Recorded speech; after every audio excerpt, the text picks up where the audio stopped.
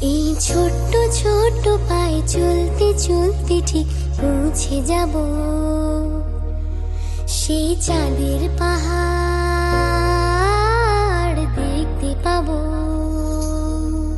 সেই চাঁদের পাহাড় মাথায় যাহার রামধনু রাঙা হয় দেখতে পাবো, ঠিক পৌঁছে যাব। এই ছোট্ট